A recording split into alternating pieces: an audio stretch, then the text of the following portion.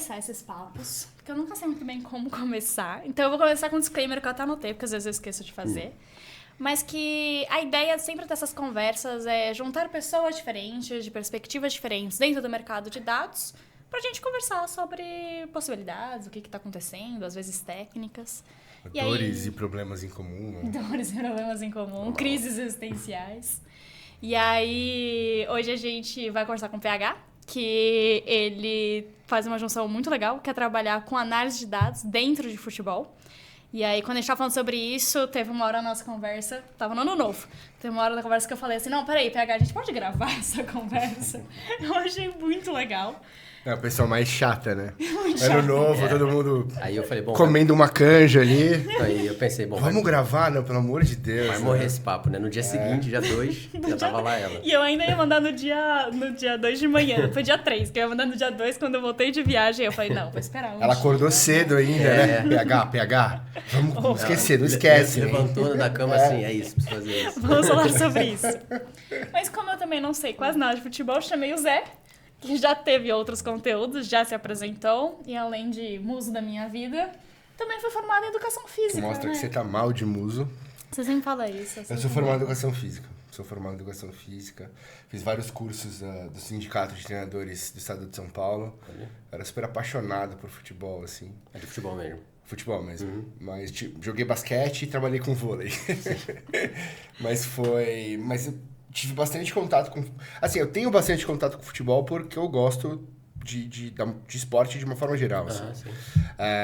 Mas basquete eu tenho bastante contato e vôlei também foi uma coisa que eu aprendi a amar quando eu trabalhei lá num time um time profissional feminino que era tocado pela Comissão Técnica da Seleção Brasileira.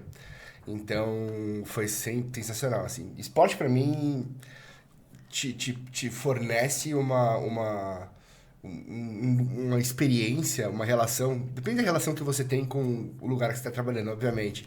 Mas se você está envolvido com aquilo, assim... O esporte é um negócio... O esporte te proporciona uma coisa que nada mais proporciona, assim.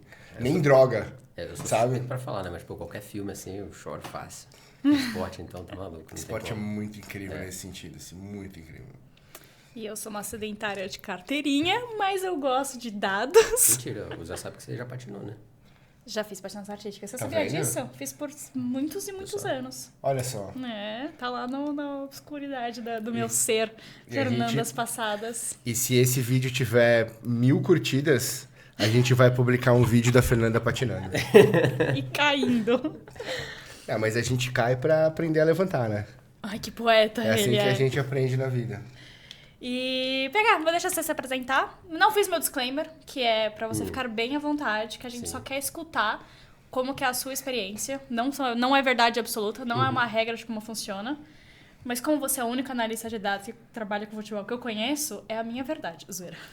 Bom, Fala meu aí. primeiro disclaimer, então, aqui, eu tô nervoso aqui, minha primeira vez fazendo qualquer tipo de coisa perto de podcast. Super feliz de estar aqui, adorei o convite. Mas enfim, meu nome é Paulo, eu sou analista hoje do Midtjylland, um time da Dinamarca. Já eu falo como que eu cheguei lá. Mas eu sempre gostei muito de esporte, sempre amei muito esporte e por isso, obviamente, que eu tô no meio. E desde, cara, que eu me lembro, assim, da minha vida adulta, eu tentei buscar de alguma forma trabalhar com o esporte. No início, obviamente, eram coisas ligadas a finanças, a marketing, eu sou engenheiro, né, de formação. Então era alguma coisa nessa linha e nunca foi algo que eu pensei, putz, faz sentido pra mim. Então eu toquei minha vida fazendo outras coisas até que um dia eu encontrei esse meio e corri atrás. Então por isso que eu cheguei onde eu tô agora. Que legal. Eu queria te ouvir um pouco em relação a essa questão da Dinamarca, do centro específico de onde você está indo, porque tem alguns lugares na Europa, de uma forma geral, assim, que não são lugares tradicionais, no sentido, não só do futebol, né? Sim, mas sim. de modalidades em geral. Então, e esses lugares às vezes se diferenciam por práticas que não são mainstream, assim. Então você não tem, sei lá, o celeiro dos olheiros dos meninos, mas você tem uma população menor. Não estou falando da Dinamarca, estou falando de um país aleatório. Genérico, E aí você você precisa ser muito mais eficiente no sentido da maneira de formação e como que isso acontece e tal. Você escolheu ou apareceu uma oportunidade e você foi? Como é que... Cara, pra ser bem sincero, assim, eu tava fazendo um master em Madrid, com a universidade em parceria com o Real Madrid, fazendo sobre Big Data mesmo, voltado pra futebol, e procurando, cara, pra tudo quanto é lado. A minha ideia, assim, ideal era continuar na Europa e trabalhando por lá, trabalhar com futebol por lá. Algum dia, quem sabe, chegar na Premier League, talvez. Mas, então, achei uma vaga no LinkedIn. E foi isso, apliquei, tava com o currículo que fazia sentido ali, fiz a reunião, foi ótimo. E dali saiu, cara. Assim, mas o que você estava falando sobre a Dinamarca, de fato, é um país super pequeno. As cidades são pequenas. Hoje são 12 times na primeira divisão ali, então não é nem como qualquer outro time, ou qualquer outro país que tem 20 times ou 18 times. Então é reduzir justamente para manter um nível ok, pelo menos de liga. E é uma liga boa. Até assim, é difícil comparar ligas, mas você tem alguns poucos times ali que se encaixariam com certeza em outras ligas mais fortes. Você tem o Copenhagen, o próprio Midtjylland, o Brøndby, o Nordsjælland, que são times fortes dali, que são bem fortes, assim, a nível europeu mesmo, eu diria. Mas, cara, é isso, assim, onde eu moro hoje em dia é uma cidade de 13 mil habitantes, que é onde o clube tá, assim, minúsculo, como a gente estava falando também antes aqui, neva muito lá e é difícil a vida. Mas o time justamente se chama Midtjylland, porque ele pega essa região do meio da terra de onde que tá ali, que é a região de Jutland, que é do outro lado de Copenhagen, né? Então, Copenhagen está mais perto ali do lado direito, a gente está logo acima da Alemanha. E é isso. Então, o clube, ele meio que concentra todos os torcedores da região, de cidades muito pequenas ali. E, como você bem falou, cara, é pouca gente. E o clube faz um trabalho de base grande. Então, assim, eles têm dentro do clube já o sub-15, o 17 e o 19. E algumas adjacências ali tem o pessoal um pouco mais novo, que, assim, no futuro seria parte depois do Midtjylland, né? Deixa eu te fazer uma pergunta só de curiosidade, que não tem tanto a ver com dados, assim. Várias perguntas só de curiosidade. Não, porque isso que a hora que você começou a explicar a respeito das categorias menores, né?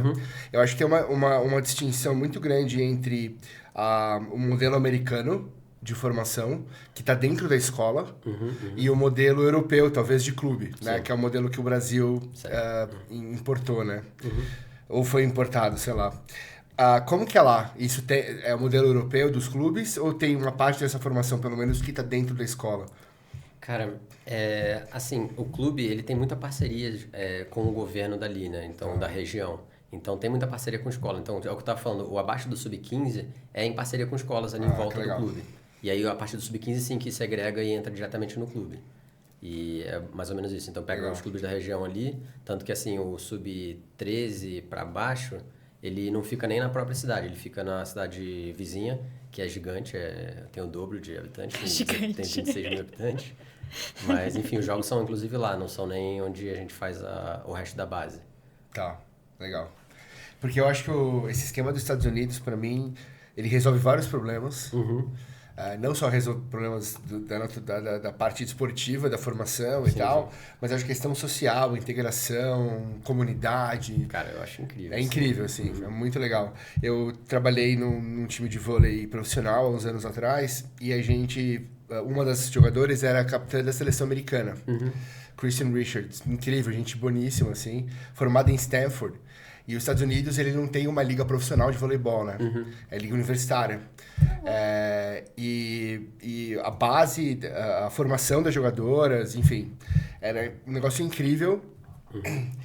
E eu tive a oportunidade de tomando cuidado até com como eu vou falar, mas de vivenciar essa discrepância entre um tipo de formação de atleta, que é uma profissional que acabou se formando numa universidade incrível, né, mundialmente, e a cultura nacional de formação de atleta que às vezes vai até o primeiro grau, ou sei lá, se bobear o segundo grau ali, né, durante a formação.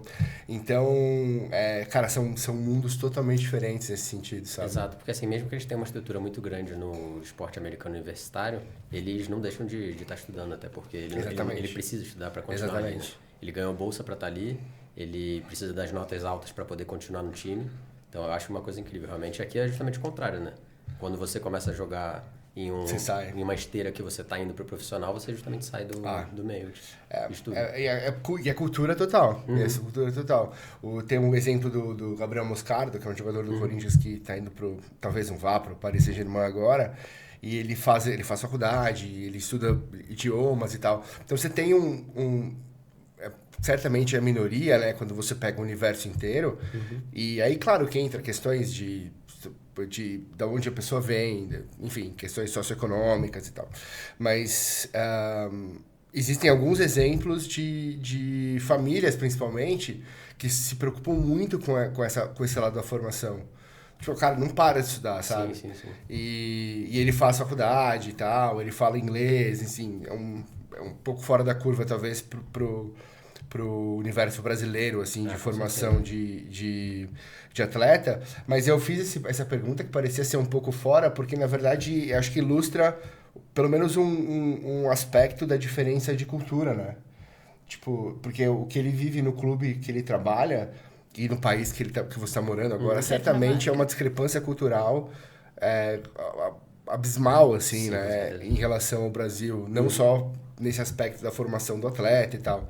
E eu acho que esse é um link com a questão que a gente sempre discute, porque a gente sempre está discutindo esse tema de dados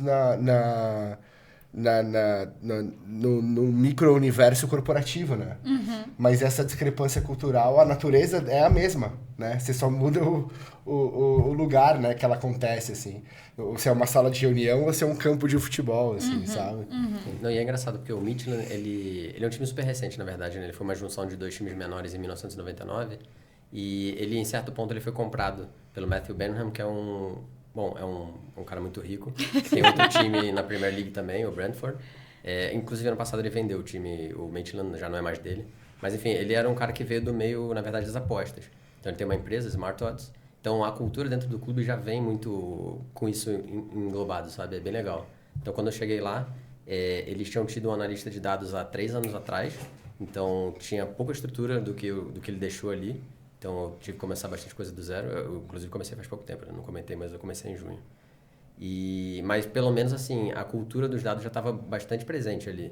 Então, as pessoas, quando a gente fala em KPI, a gente fala em análise específicas e indicadores de jogo, de treino e tal, pelo menos eles entendem. É uma coisa que eles abraçam bastante e estão ali abertos a ver, sabe? Pode ser bem diferente em vários outros times.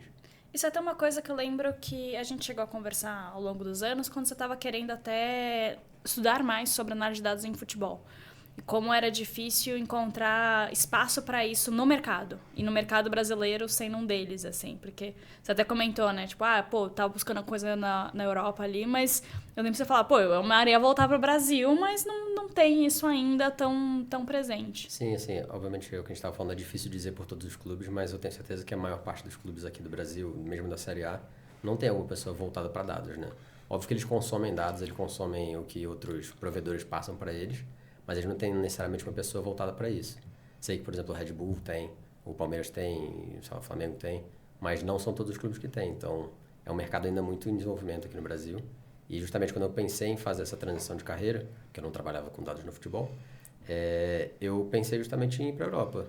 Porque, primeiro, que não tinha curso aqui. E tem poucos cursos na Europa também sobre isso, porque lá também não é uma coisa tão difundida assim.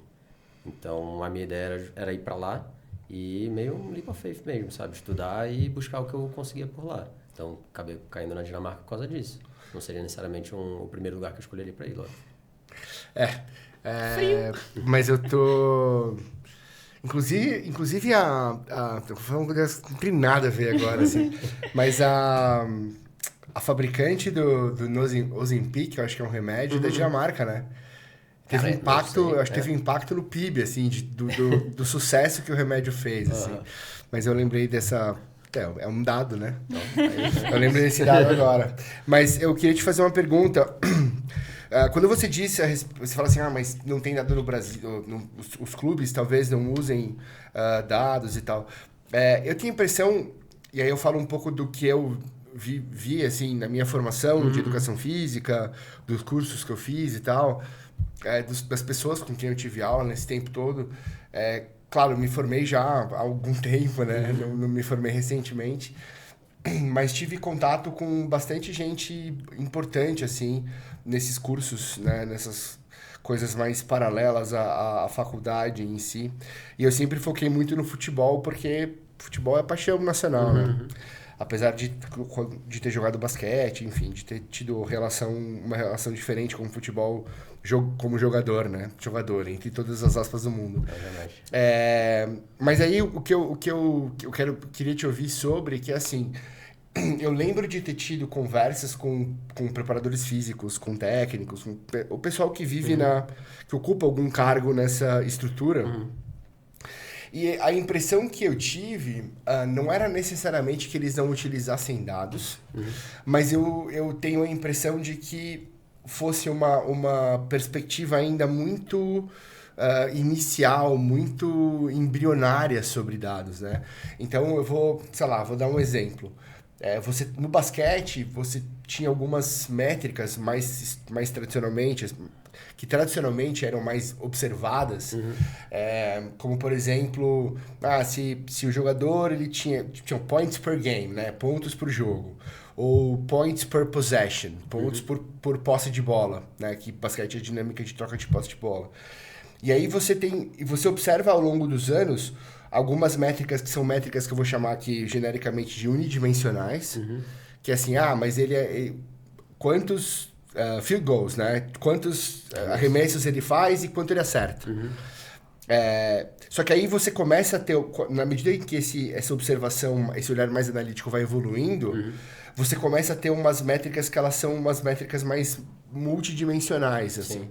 Então ela vai captar a capacidade de pontuação de determinado time por quantas posses de bola ele tem. Ou se em uma determinada velocidade de transição de um time de basquete, ele vai pontuar mais ou vai pontuar menos. Mais do que chuta tanto e acerta tanto. Sim. Então, eu acho que é como se fossem acrescentando camadas de informação para enriquecer um pouco o que aquela métrica ela te informa. Sim, claro. O poder de informação daquilo. Como que você vê isso no futebol? Cara, é difícil dizer, porque assim, a gente estava até comentando antes de começar aqui sobre o Moneyball, né? O Moneyball foi onde começou tudo e, obviamente, começou tudo com o beisebol, né? E beisebol é um esporte muito estático. Então, as coisas são simples ali, tipo... Simples, né? Entre aspas aqui. Mas você tem um arremessador, você tem um rebatedor. Então, o cara vai arremessar 80 bolas por jogo, você vai ter uma base de dados de 80 bolas que ele arremessou para esse jogo. São 150 jogos na temporada do beisebol. Então, você vai ter, cara, um lastro de dados muito grande. E o basquete também tem um pouco disso. Então, o arremesso é uma coisa que acontece muito no basquete. Então, você consegue analisar isso, cara, muito bem entre jogadores na mesma posição e etc. O futebol é uma coisa muito diferente. Então, assim, a questão de ser algo tão dinâmico é muito particular, sabe? E num espaço de jogo muito maior, né? Exato. Então, óbvio, você pode menos falar... repetição você de pode falar movimento também, né? Sim, mas você pode falar, sei lá, de passes, beleza.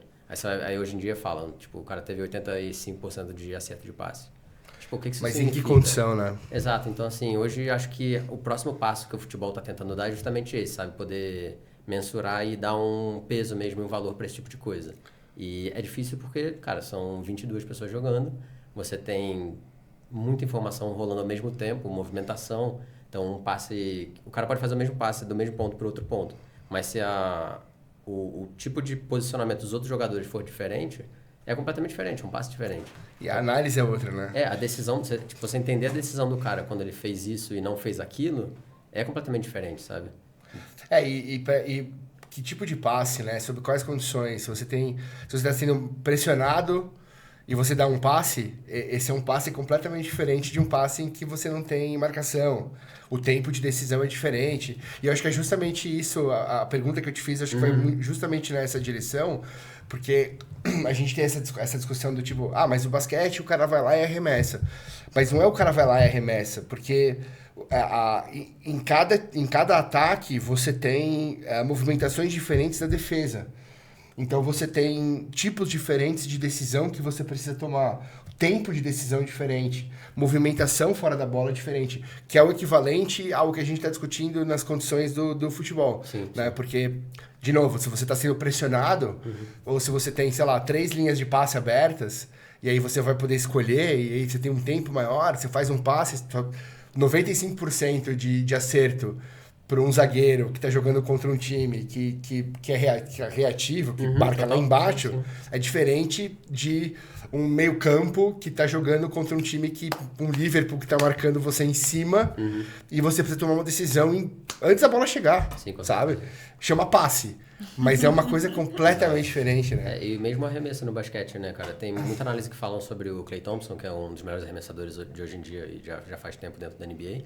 E, cara, ele é um cara que pinga muito pouco a bola, sabe? Tipo, ele tem pouco kick de bola. Então, ele recebe a bola, arremessa. Então, tem análise de, tipo, pontuações que ele fez com e sem quicar a bola. Então, tipo, são coisas que mudam completamente o arremesso do cara. Se ele tá em movimento, se ele não tá em movimento. Se ele saiu de um screen, não saiu de um screen. Se ele fez o pick and roll, ou o que seja. Então, tipo, são coisas que você vai incluindo ali para ter uma análise um pouco mais concreta. E, assim, até hoje em dia, eu acho que talvez o que é mais importante na análise de dados para futebol é o que eles buscam de talento, né? Então, você precisa entender qual que é o tipo de jogador que você quer, primeiro de tudo. E também saber qual que é o tipo de jogador que você tá procurando ali, né? Então, se você tem um jogador que vai propiciar aquele ponto para o Klay Thompson estar lá e arremessar a bola paradinho de onde ele tá, talvez faça sentido ter o Klay Thompson no seu time. Se você é um time de transição, não sei, sabe? Então, tipo, essas coisas que eu acho que agregam muito hoje em dia na hora de você buscar um jogador. Você tinha comentado que quando você chegou, o time já tinha uma pessoa de dados alguns anos atrás, né? E qual que era a cultura que você encontrou ali? O que eles já olhavam, o que eles valorizavam? E o que você discordava dessa cultura pré-instalada, assim? Cara, eu só consigo imaginar. Consegue imaginar? Você chegar na Dinamarca pra começar um emprego, que você tá ali começando, fazendo um negócio totalmente diferente do que você tá acostumado a fazer, exatamente nesse lugar onde, tá, beleza, qual vai ser a cultura que eu vou lidar? Se eu já fico com isso com empresa, sabe, onde eu conheço muito mais de o que esperar, eu realmente não tenho a menor ideia. E é engraçado, porque o que eu tava falando, assim, cada clube é um clube, né? E não tô falando nem de staff, tô falando de estilo de jogo mesmo. Então, muitos clubes têm, assim, uma mentalidade específica de como jogar futebol. Sei lá, você vai jogar no Vila Real, é diferente se você for jogar no Barcelona. Embora sejam dois times de posse de bola. E, cara, ou sei lá, você vai pro Cádiz lá do sul da Espanha, que é um time de transição, que joga muito, bola pra frente. Então, assim, você chegar... Ou o Girona Mágico. Lógico, exato. Do Grupo City, aliás, né? Então, assim, você, primeiro de tudo, acho que é entender um pouco do time, sabe? Então, até pelos KPIs que eles mapeavam e seguiam por jogo a jogo, facilita um pouco você entender o que eles estão mais ou menos vislumbrando ali do time e pro futuro. Mas, cara, é ver um pouco de futebol, pra ser sincero, assim, de início. Então, cara, pré-temporada foi super difícil, porque pré-temporada, cara, o jogador tá voltando de férias e caramba, você não sabe como é que tá a condição física. Então, foi pra mim muito difícil pegar, assim, um pouco como é que era a dinâmica dos jogadores de início. Mas depois você começa, cara, ver 1, 2, 3 jogos, você fala, beleza. É mais ou menos por ali. E quanto mais jogo você vê, obviamente, melhor você entende isso. Mas dentro dos KPIs e das métricas que eles acompanham, eu não vou poder compartilhar uma parte deles, infelizmente. Mas, assim, eu acho que faz muito sentido com o estilo de jogo que eles jogam hoje em dia. Tá. E é basicamente isso. Eu quero te fazer 2 perguntas. Uma delas, que eu acho que é um pouco atrelada com essa, o objetivo é formar jogador e vender? Tipo, business-wise, assim? Cara... É complicado num mercado, tipo, médio, né, de futebol, qualquer mercado, até mesmo no Brasil, né, cara? Porque existe no sentido de, assim, hoje em dia você tem participação em campeonatos e na medida que você vai atingindo certas fases, né, do torneio que você está disputando, você tem uma certa remuneração atrelada a essas fases mais avançadas que você eventualmente atinja. Isso, pelo menos no Brasil, está virando uma parte da grana bem importante. Sim. Então, sei lá, para quem ganha a Copa do Brasil, por exemplo, sei lá, 60, 70 milhões de prêmio e tal. Então, assim, a pergunta que eu te faço, que é nesse sentido da questão desse olhar de negócio, é... Como que é o acesso dos times da Dinamarca a competições europeias, que eu imagino que possam proporcionar receitas maiores nesse aspecto. Então pode ser um objetivo, naturalmente, esportivo, né? Porque você vai ganhar dinheiro se você chegar, sei lá, numa oitavas de Liga Europa, sei lá, ou Champions, quem sabe? O Copenhagen tá nas oitavas da Champions. Exatamente. Por isso que eu dei o exemplo. Ou se você... é um time que vai ter aspirações, não estou falando do seu especificamente, mas só tentando criar dois clusters aqui, assim. Então. Ou você é um time de baixas, de humildes aspirações esportivas e um time que talvez vá fazer uma grana um pouco maior vendendo talento, achando talento e tal. Cara, isso é um papo bem difícil de ter, porque assim, a questão é, quais são os times hoje que não venderiam jogadores? Tipo, é difícil você dizer qual que é o time no topo da cadeia, sabe? E os times que não estão no topo da cadeia. Porque, pô, a Premier League hoje em dia ela tem um valor, tipo, astronômico comparado com as outras ligas. Mesmo ela estando sempre fazerem, assim, o top 5 ali, né? E, cara, a Premier League, ela tá, tipo, muito distante dos outros times. Sei lá, óbvio que foi um pouco fora da curva, mas o Chelsea, no ano passado, ele gastou mais dinheiro do que a Bundesliga inteira. E mais do que a Série A inteira. Foi surreal, né? E vendeu loucamente também, né? Exato. Então, assim, óbvio, eles fizeram todo um esquema de... Como foi mais ou menos um parcelamento, assim, né? De divisão para poder pagar mais a longo prazo. Mas, assim, o gasto do que eles compraram de jogador foi isso, sabe? Então, é um pouco surreal. Acho que, assim, mesmo os times de meio de tabela das primeiras divisões grandes, eles vivem mais ou menos essa vida, sabe? Então, é você alinhar uma coisa um pouco com a outra. Você tem que contratar jogadores que você vê um futuro de médio prazo, máximo, pelo menos, e saber que ele pode muito bem ser vendido no ano que vem. E você diria que esse olhar é um olhar que perpassa meio que todo mundo ali? Eu acho que sim. Tá. Eu acho que sim. Mesmo que você vai falar do Porto e do Benfica, que são exemplos grandes assim de times que fazem a compra e boa venda também, né? É isso. É um time top da Europa. Top entre aspas, né? Ah, cara. Faz um tempo. Já foi mais top, sim, vai. Sim, mas digo, Já pô, foi é um top o quê?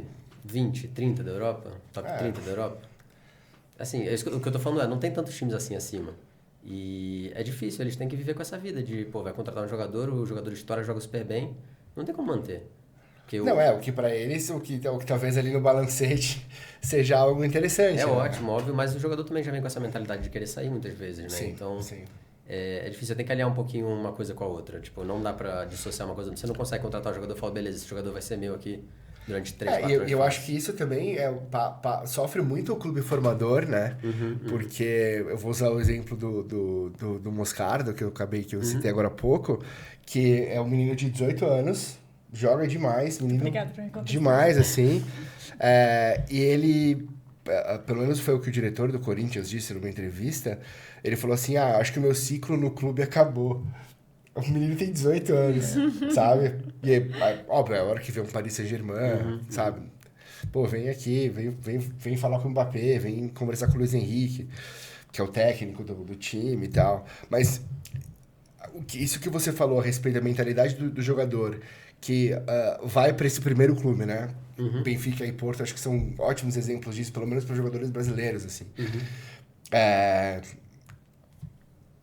Imagina o cara daqui, né? Lá na Dinamarca, a mentalidade dos jogadores, tipo, eu preciso ir para um clube maior. É parecido isso? Cara, eu acho que isso é intrínseco, mundial. Assim, acho que não tem como. Tá. Tipo, quando você tem ligas tão fortes que nem tem as top 5 ou mesmo a Premier League, que é ainda mais top do que as outras, não tem você não pensar em chegar lá um dia, sabe? Tipo você querendo ir pra Premier League, assim, exato. né? Como profissional. É uma coisa natural, sabe? Não, e faz todo sentido. Exato, pô. Eu cresci vendo futebol, cara, e vejo sempre o futebol que eu mais me agrada de ver, que, sei lá, no meu caso é a Liga da Premier League. Em algum momento foi a Série A da Itália. É isso que eu ia falar. Então, na minha época, sim. O campeonato inglês ainda não tinha passado por todo essa gourmetização, né? Olhando em termos de business, assim, de negócio, é incrível o que foi feito com a Premier League. Sim. Porque, tradicionalmente, até o final dos anos 90, o campeonato inglês era um puta jogo feio de lateral que vai até o final e cruza. Era só isso. Era péssimo o jogo, esteticamente falando, né? E aí você tinha... Cara, os holandeses monstros jogando na Itália, o Gullit, o Van Basten, os caras monstros, assim, uns 10, 15 anos de gerações incríveis de jogadores europeus ali, em que o Milan, a Inter de Milão, a Juventus eram expoentes disso. Mesmo o Nápoles, assim, Exato, com Maradona ali, né? Careca. E o que aconteceu com a Premier League, em termos de negócio, de futebol e de tudo, é um negócio surreal, assim. Eu não vi acontecer.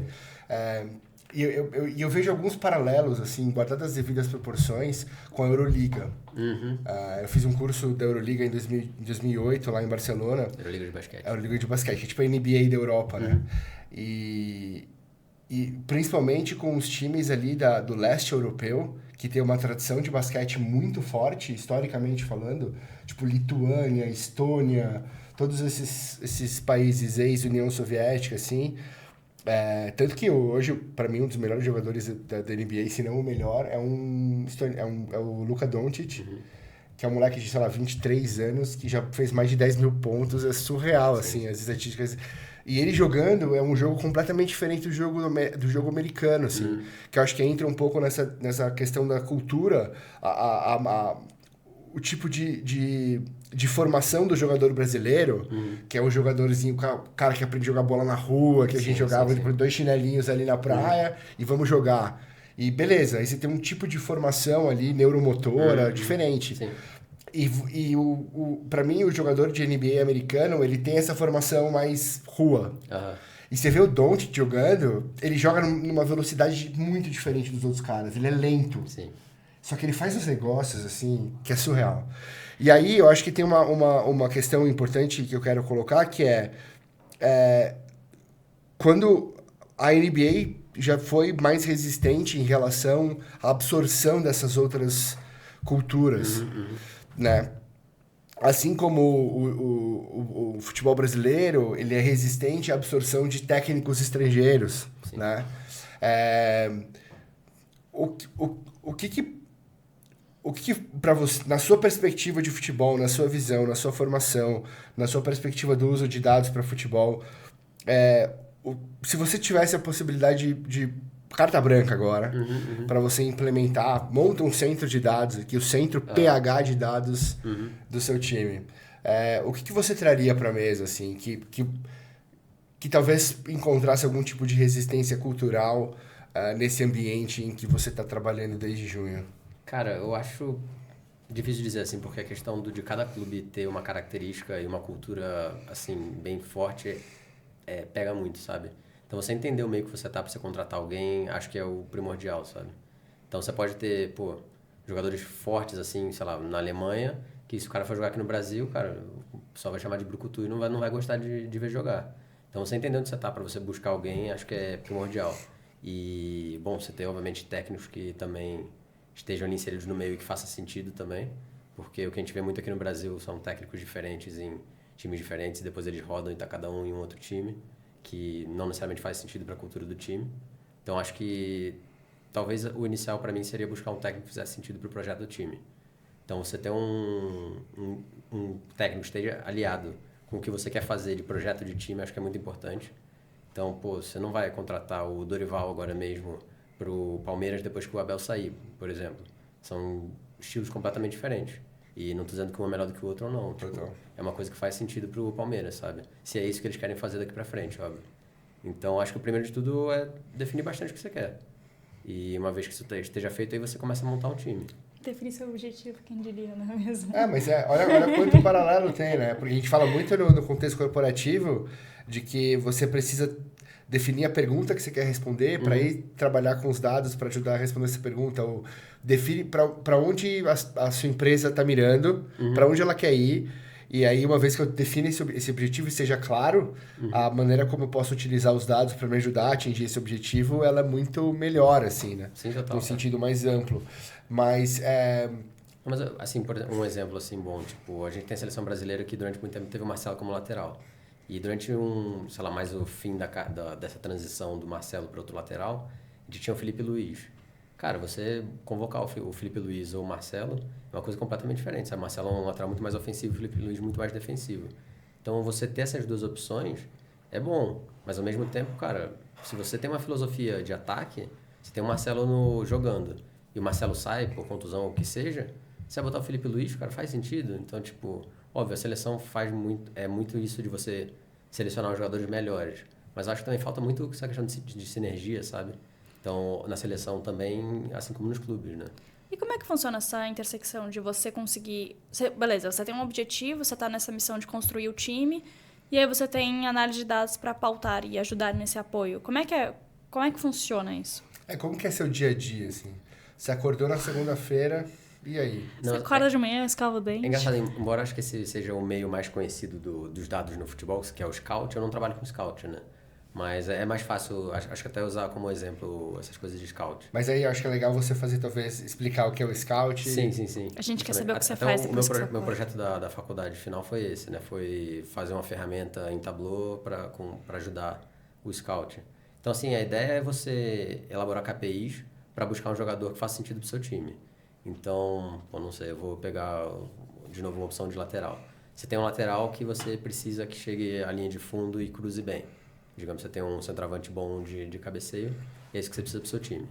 Então, você vai buscar no mercado jogadores que façam cruzamento, que sejam bons em cruzamento, que mais ou menos cumpram na defesa ou quando você achar que ele deve cumprir. Não sei se vai ter um volante que vai cobrir, se não vai. E que ele mais ou menos rodeie a área que você precisa que ele rodeie. A dificuldade hoje, acho, é a questão de você desvincular o jogador do time. Então, você tem jogadores dentro de um time que jogam de uma certa maneira. Então, é difícil também você dizer se o jogador está jogando daquela maneira porque ele joga daquela maneira ou se é o time que faz daquela forma. Mas eu acho que é mais ou menos essa a ideia. Você buscar KPIs concretos que você consiga justamente pegar esse jogador exatamente para encaixar no seu time. Então, mais ou menos essa a ideia. Você diria que existe uma... Para algumas posições isso é mais fácil do que outras posições, tirando o goleiro.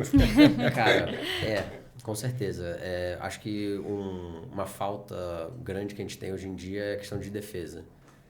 É muito difícil você elaborar tipo KPI defensivo. Eu acho que o principal para um defensor bom, eu diria que é mais a questão de cobertura e você se posicionar bem. Então, cara, você não vai ter uma métrica que vai dizer, pô, o cara roubou tantas bolas. Então, você vai dizer, beleza... Mas aí você pode ter uma parte ali de ocupação de espaço, alguma coisa do tipo. Ou a bola não chegou na zona dele, ou de fato ele teve um distanciamento pequeno do atacante que ele estava cobrindo, ou ele estava numa zona que ele cobria bem. Então, isso como não são coisas tão palpáveis e concretas num dado tão fácil assim, fica muito mais difícil. Então, elaborar uma workflow de dados que você consiga puxar esse tipo de informação de uma forma fácil é muito complicado. Porque, assim, hoje em dia, as bases de dados de futebol são basicamente duas. É o eventing e o tracking. Eu não vou falar de GPS, tá? De dados de GPS, depois eu posso até comentar. Mas, então, é o tracking e o eventing. Um eventing, ele é tudo que aconteceu no jogo. Então, passes, chutes, cruzamentos, etc. Então, ele vai te falar ali quem fez, aonde fez, para onde fez e para quem fez, se acertou ou se não acertou. Basicamente isso. Então, você e como que é a coleta disso? Manual. Então tem alguém que... Tem alguém vendo ali... Um cursorzinho ali falando, foi daqui, foi até ali. Tá. E falando de quem foi para quem foi. É live, né? Então... Por que é manual? Isso é alguém da sua equipe ou é um serviço que você contrata de fora? Não, externo. Então tem provedores de dados que meio que... É um SofaScore da vida, assim? O SofaScore, ele é alimentado por esse tipo de coisa, né? Então, tá. os provedores de dados mais conhecidos hoje em dia provavelmente é o StatsBomb. Tá. Tem a Second Spectrum, que pega algumas ligas. E geralmente são parcerias das ligas com esses provedores diretamente. Tá. Então, os clubes têm acesso através da sua própria liga. Mas, enfim, essa base de dados, ela meio que norteia o que está acontecendo em jogo. E a outra, do tracking, é o que vocês veem de GPS, né? Então, o que geralmente o cara usa aqui, tem muitos lugares no dia que já é captado automaticamente por câmera, que é o posicionamento do jogador, sei lá, 5 vezes por segundo, 3 vezes por segundo, durante o jogo inteiro. Então, vocês unindo uma coisa com a outra que você consegue ter o suprassumo da informação, que é quem está passando e em qual contexto está passando a bola, por exemplo. E dado de treino? Treinos. Então, isso que é mais difícil. Assim, você vai ter GPS, óbvio que todo jogador vai ter no treinamento. O que a gente faz no nosso time é fazer captação própria. Então, tem um software chamado Sports Code, que você basicamente tem botõezinhos que vão te falar o que está acontecendo em jogo. Tipo, o legal do Sports Code é que ele alia o dado com o vídeo. Então, enquanto você está gravando e está com o Sports Code aberto, você vai clicar, sei lá, passe. Ele vai cortar 3 segundos antes e 2 segundos depois, ou quanto você colocar, né? E você já tem ali todos os passos daquele jogador. Então, mas aí você fica olhando e aí a hora que ele passa, você aperta o botão passe. isso. Tá. Entendi. Então, tipo... Muito louco, né? Então, assim, óbvio que não dá pra fazer algo super complexo pro seu treino, a não ser que você tenha, obviamente, muita gente pra fazer isso. A gente ali, somos 3 caras cobrindo o treino, então a gente faz, cara, cobertura de chute. Então, mas aí a gente entra bastante em detalhe. Então, com que pé usou, se foi gol, se não foi gol, quantos toques o cara teve antes de chutar a bola, se foi com a perna esquerda, perna direita, cabeça. Então, você tem esse nível de detalhe um pouco maior, que é ótimo para feedback de atacante. Então, eles usam isso junto na janela de feedback para jogador. E a gente mapeia também como que os jogadores estão lidando dentro das competições dentro do treinamento. Então, sei lá, um jogo 5 contra 5, quem estava em cada time, quem ganhou, quem perdeu. E é isso que a gente mapeia mais ou menos no treinamento. Óbvio que seria incrível ter todos os dados de passe, etc, etc. Mas é um negócio inviável com a estrutura que a gente tem. E eu acho que não sei nem se é algo que faria tanto sentido assim ter. E a comissão técnica demanda de vocês coisas específicas assim ou não necessariamente? Como que é a relação com a comissão técnica? Cara, a estrutura do meu time a gente tem um cara responsável por análise e abaixo dele tem eu vou chamar de um coordenador assim, e aí tem eu e um outro analista. Eu sou o único analista de dados, o outro é um analista qualitativo de vídeo. Uhum. E a gente tem demandas bem diferentes, né? Então ele obviamente vai ajudar na análise de adversário, análise do próprio time. Então a gente junto nesse software que eu falei, a gente vai fazer a captação dos vídeos de cada jogador, por exemplo. Então a gente já clipa tudo que o jogador fez durante o jogo e eu vou ter o acesso a esses dados depois. Então a gente consegue ver o que cada jogador fez dentro das métricas que a gente cobre. Então eu falei de passe aqui, mas a gente tem métricas específicas que a gente cobre. Então a gente já vai ter isso tudo ao mesmo tempo. As demandas, cara, são assim, como eu falei que eu estou começando a estruturar do zero, então as primeiras coisas que me pediram foram fazer algo voltado para treino, para jogo, que foi o que eu fiz. E aí vai começando a aparecer coisas, volta e meia, tipo, acontece uma coisa específica, sei lá, eles queriam em um certo ponto dar feedback para um jogador. Falam, cara, você tem alguma coisa aí? Porque, tipo, era, sei lá, para hoje. E, por sorte, sei lá, o trabalho que eu fiz final do Master, ele já era mais ou menos uma coisa voltada para isso. Então, eu acompanhava o KPI dos jogadores de forma geral para a busca de jogador, né? Então, óbvio, era, tipo, basicamente filtrar um jogador e trazer todos os dados que precisava. Não ia ter aí filtrado os KPIs exatamente que eles queriam, mas eles estariam ali de qualquer forma. Tava naquela direção ali, né? Exato. E aí, que tipo de feedback? Tipo assim, que tipo de conclusões se tira a partir Tipo, você joga mal, vou te demitir. Cara. Não, assim, sei lá, chuta mais daqui. Tipo, eu não sei. Eu vou dar um exemplo genérico, eu não vou usar um exemplo concreto que foi o que passou, mas assim, digamos que você tem um jogador que você tá sentindo que ele não tá chegando na bola, que ele não tá, vou dizer aqui, comprometido tanto quanto ele já foi algum dia.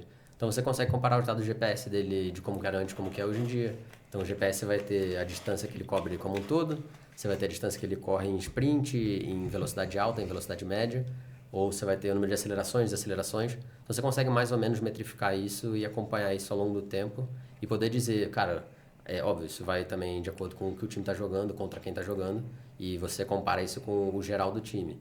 Mas você consegue ver as flutuações do jogador e ver se faz sentido ou não faz sentido. E, bom, isso para GPS ou qualquer coisa de métrica de jogo mesmo. De passe, de chute, se ele está chegando no último terço do campo, se está chegando mais para frente, se não está. Então é mais ou menos nessa linha. E o quanto que é para ele fazer aquilo que ele está fazendo, né? Porque tem isso. Eu tô chegando... Sei lá, a história do lateral que você falou, né? Ele chega, sei lá, 57% do tempo, ele consegue atingir o último terço do campo. Uhum. Mas o desenho do time é para ter um Marcelo e não um Felipe Luiz, só para usar como persona, né? A gente não está se referindo, claro, às pessoas físicas aqui. Sim. Mas a questão toda você vai ter toda uma análise do que o jogador faz, só que essa análise ela está sempre vinculada à estrutura do que é esperado dele vou falar a estrutura de novo, naquela estrutura tática de time. Porque ele pode ser um cara que chega muitas vezes no ataque, mas ele não era esperado isso dele para aquela estrutura. Então não tem um valor absoluto no sentido de vou chutar 1 milhão de vezes no gol. Exato. Tá, mas você é o zagueiro, sabe? Então aí que vem, tipo, você juntar a parte qualitativa com a quantitativa. Então você vai ter um feeling, um sentimento que o jogador não tá fazendo o que ele estava fazendo antes. E aí você, a partir dos dados, você consegue de fato ver se isso aconteceu ou não, se, sei lá, adere ou não o que você estava pensando. E pode acontecer, pode não acontecer, né? Como qualquer outra experimento. E teve alguma situação, assim, que você trouxe um dado, alguma coisa que era muito diferente do que os caras estavam acostumados, e aí, não é bem assim. Teve algum conflito de cultura em algum momento, assim? Cara, eu acho que não. Assim, o meio do futebol é um negócio complicado, assim, em termos de onde você vai, onde você chega, até onde você vai, né? Então, eu preferi começar bem, assim, devagar e conhecer o pessoal à minha volta, o que era esperado de mim, primeiro de tudo. Do que chegar chegando, né? Exato, é difícil, porque, assim, a gente ouve muito, inclusive no Master, muito sobre isso, sabe? Tipo, tem muito ego, assim, embora, cara, meu clube seja super tranquilo. Tipo, a gente sente muito pouco hierarquia, a gente vê todo mundo, eu almoço com todo mundo. E é super tranquilo, o pessoal fala, dá oi, normal. Isso é normal. Então... Só que o fato é que você tá pontuando que eles falam e dão oi como pessoas normais, pra mim é relevante. Exato. Pra saber o que esperar em outros clubes. Exato, porque você pode muito bem chegar, pô, num clube top de linha ali e ter o cara que é, pô, top 3 do mundo. Não sei como é que vai ser, sabe? Tipo, sei lá, eu tenho uma expectativa de como pode ser. Então, pode ser que seja assim, difícil, sabe? Não, e tem histórias engraçadas, assim, dessa questão dos caras que chegam. É mais jogador, pelo menos que eu tenha visto, assim. Esses dias o Ibrahimovic, que é um jogador sueco que se aposentou recentemente, ele deu uma entrevista pro Piers Morgan, eu acho, que é um entrevistador aí famoso. E ele conta uma história engraçada acho que do Fábio Capello, quando ele chega no Milan, ou na Inter de Milão pela primeira vez, eu não lembro onde, na Juventus, sei lá. E é um pouco disso, que ele chega e fala assim, buongiorno, sei lá o que é. E o cara fica lendo o jornal e ignorando ele, assim. Então tem umas histórias meio engraçadas no sentido desse lance da cultura e do nível que a pessoa tá, o que é muito parecido com empresa, né? Porque é ser humano, na verdade, né, cara?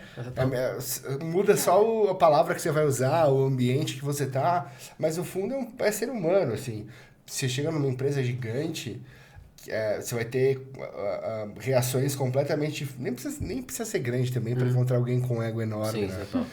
Mas eu acho que eu tava curioso para saber de você a respeito dessa questão de conflito de cultura. Mas assim, você parece ser uma pessoa... Eu não te conheço, né? Tô te conhecendo hoje, mas você parece ser uma pessoa que tem uma personalidade mais agregadora, assim, menos... combate, assim, sabe? Mas o que é engraçado porque a gente, dentro do contexto corporativo, essa questão do conflito entre a visão que alguém de dados traz, alguém de dados que acabou de chegar na companhia, ou enfim, montou uma área de dados nova, contratou uma galera nova, com uma visão diferente, que sabe mexer no Tableau, whatever. Mas, assim, a visão que essas pessoas, às vezes, trazem... em comparação com um time de vendas que trabalha na empresa, sei lá, 40 anos, parece são dois dialetos diferentes, assim, né? Que precisam primeiro traduzir algumas palavras ali para conseguir se entender, sabe? Sim. E aí entra aquilo que a gente falou bem no começo, acho que talvez até antes de começar, que era a questão do feeling e do número, né? Porque o que acaba acontecendo, e aí eu tô falando de uma maneira bastante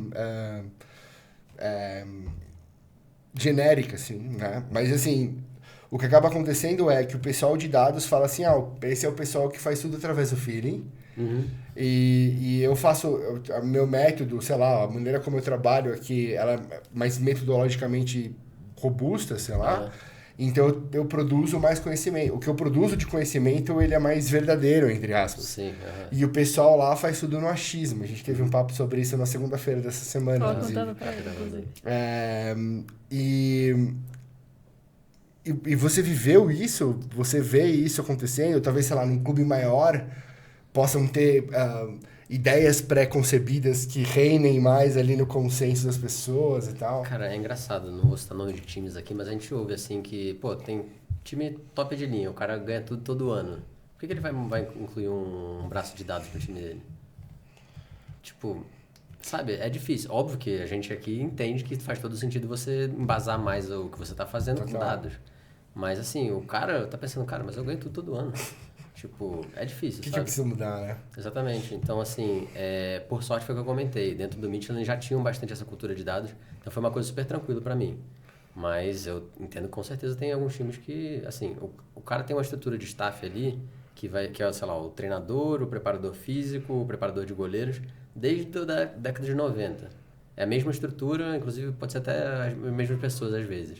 Tipo, é difícil você incluir algo que você vai falar, cara, algo completamente novo aqui, que não tem nada a ver com você jamais viu na sua vida, que vai te ajudar, vai agregar. Então, seja aberto a isso e... Porque eu acho que tem um lado que é um lado do tipo... Eu participei de uma reunião uma vez, há muito tempo atrás, assim, também não vou citar o nome da empresa nem nada, mas essa empresa estava querendo contratar uma consultoria de dados, né? Uhum. E aí a gente estava conversando com um cara que era, sei lá, o VP de marketing ou qualquer coisa do tipo. Cara, isso foi, sei lá, 10 anos atrás, assim. E ele falou assim, se a gente tiver sucesso nessa parceria, que eventualmente vai se estabelecer aqui, o resto da empresa vai conseguir ver as coisas que dão errado no marketing também? Porque eu acho que é um lado que as pessoas... Vou fazer essa divisão aqui só por fins didáticos, mas as pessoas que não são de dados, entre aspas, né, as pessoas de áreas tradicionais de negócio, de linhas de formação acadêmica mais tradicionais e tal, eu acho que talvez o medo de punição, a relação que a empresa tenha com punição, com erro, dê a impressão para elas de que, beleza, eu vou trabalhar com dados, vai me ajudar, mas também é um negócio que vai abrir as portas e as janelas de tudo, sabe? Sim. Tudo vai ficar visível. Sim, doutor. E eu vou ser ajudado? Eventualmente vou. Mas aquele migué que eu dou que ninguém sabe vai aparecer. E no melhor dos sentidos. Sim. Porque é um migué no sentido de que, cara, eu não vou... Vai focar em mais uma coisa. Eu não vou discutir aqui, deixa como tá, porque eu jogo lá e bato a meta. Não é um migué no sentido pejorativo, nem nada disso, assim. É você se adaptar à cultura que já estava pré-estabelecida para você não arrumar atrito nenhum, assim.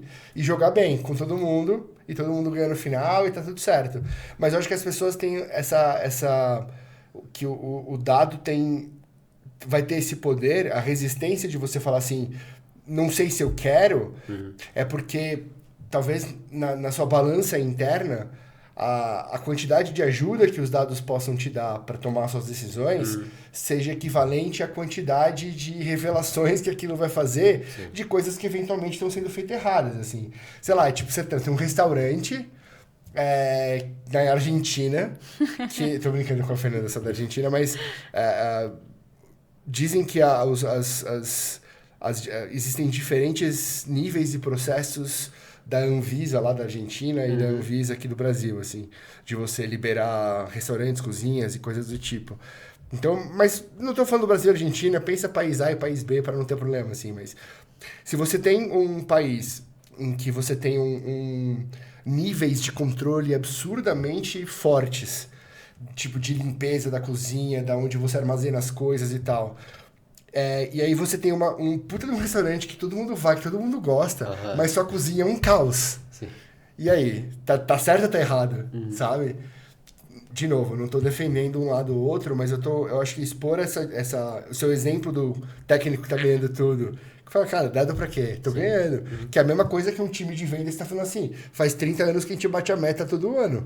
O que você quer falar comigo, sabe? Não, e depois eu acho que ainda tem uma camada adicional, que é esse lugar de conseguir tornar palpável o dado, né?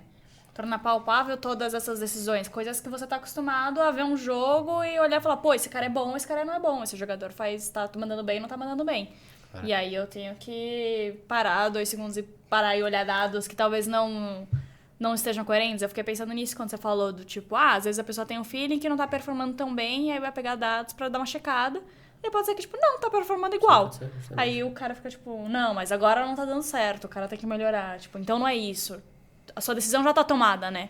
Acho que tem esse lugar. A decisão do que você já quer que a pessoa faça já tá tomada. Aí você pode buscar dados que não vão dizer ao seu favor. Então vou tomar minha decisão aqui e já era. Não, e no meio do futebol é isso, né? Acho que ainda, tipo, e com certeza por muito tempo, talvez para sempre, o qualitativo vai pesar mais do que o quantitativo, não tem como. Então você não vai contratar um jogador só porque ele tem números muito bons. Da mesma forma que, espero eu que daqui a um tempo, você não vai contratar um jogador que parece ser muito bom, mas você não tem nenhum dado para embasar o que ele está contratando. Mas hoje em dia ainda acontece muito. E é isso, assim, o que a gente tenta fazer dentro do meio do futebol é, mitigar risco, né? Então é você tentar embasar e falar, cara, ó, tem tais jogadores que jogam mais ou menos assim, desse ponto de vista de dado, você tá vendo isso, mas, não tá condizendo com dado, talvez não faça sentido quando o cara chega aqui no time, sabe? Eu acho que, cara, isso que você falou agora é um negócio que a gente fala muito também. Nas discussões da D20,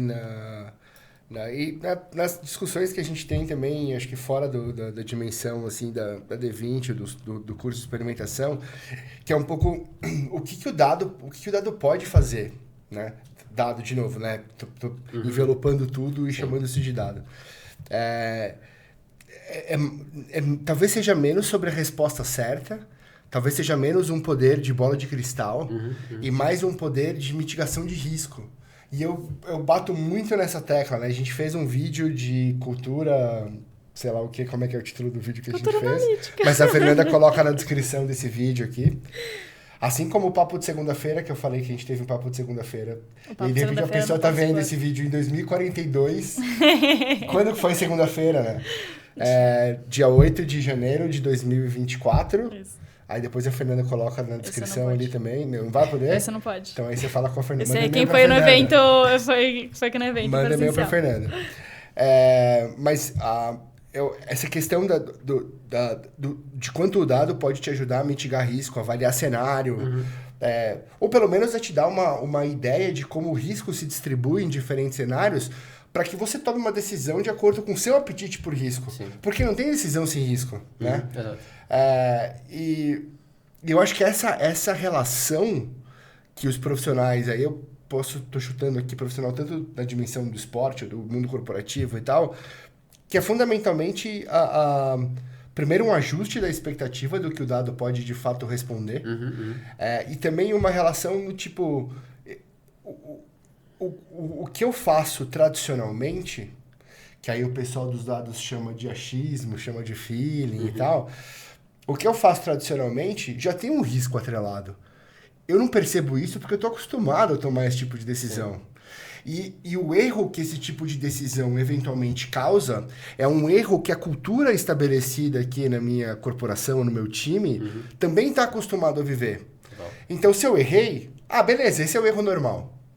A gente sabe que esse erro acontece e a gente não vai te punir porque esse erro é o erro que todo mundo espera. Sim.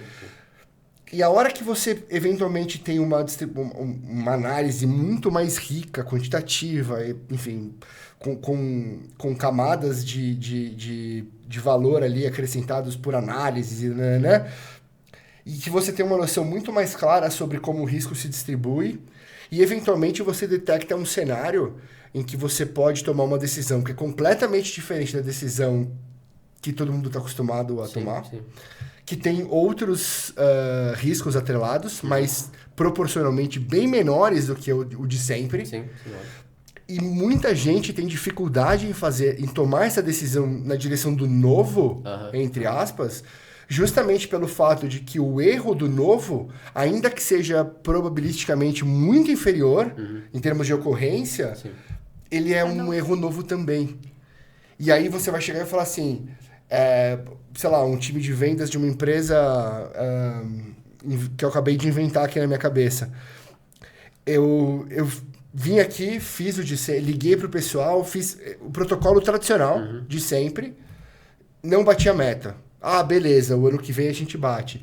Peguei aqui, o pessoal de dados trouxe para mim uma análise, um negócio novo, a gente pegou um algoritmo, não bati a meta. Quem mandou você ouvir o pessoal de dados? Tem até... Sempre, né? Sabe? Sim. Então, para mim, o grande obstáculo desse match entre os dados e o mundo tradicional do negócio, enfim, as culturas organizacionais mais tradicionais, assim, eu acho que está passa por uma ressignificação da relação com o erro, do entendimento do que é o erro, do que é o risco, né? E não simplesmente adotar, às vezes de maneira até inconsciente, aquele tipo de erro, aquele tipo de risco que você está acostumado, como nada. Porque na cabeça das pessoas isso é nada. Isso não é risco.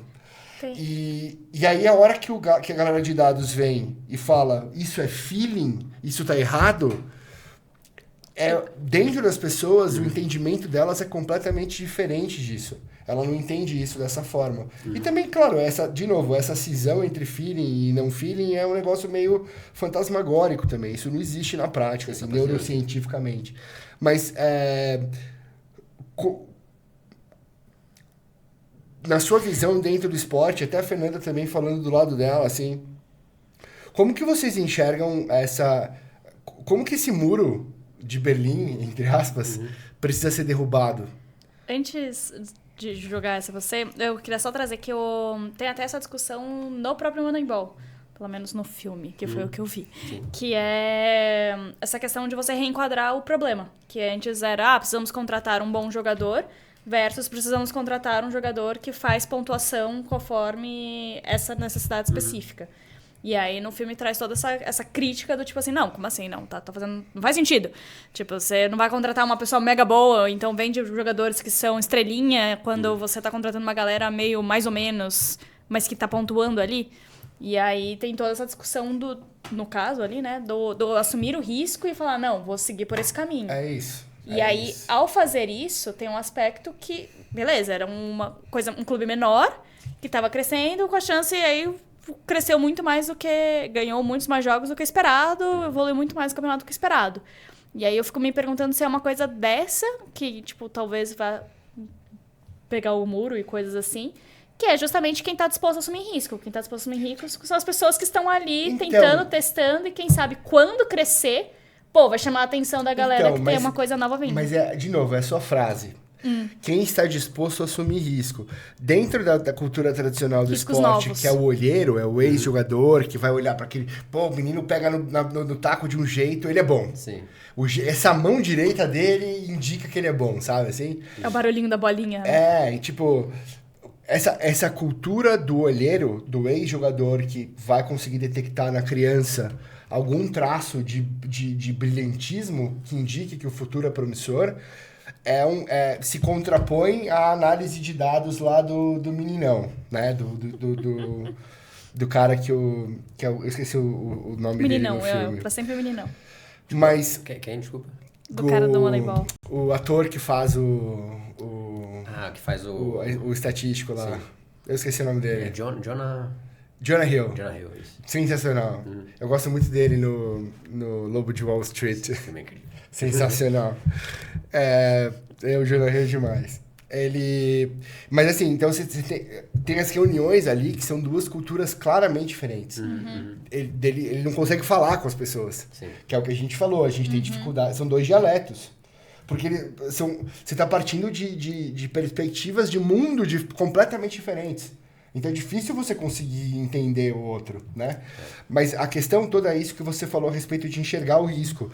A cultura tradicional do olheiro no esporte, ela tem um risco atrelado. Só que ela tem aquele risco já é tão natural, já é tão normal, que você não percebe tanto como risco. Mas também tem um lugar do... Só que a hora que você vê uma ideia completamente nova, o risco dessa ideia nova parece maior do que a ideia que você já acredita. Esse é meu ponto. Não, mas eu concordo, mas é que tem um lugar que tem o risco e o benefício, né?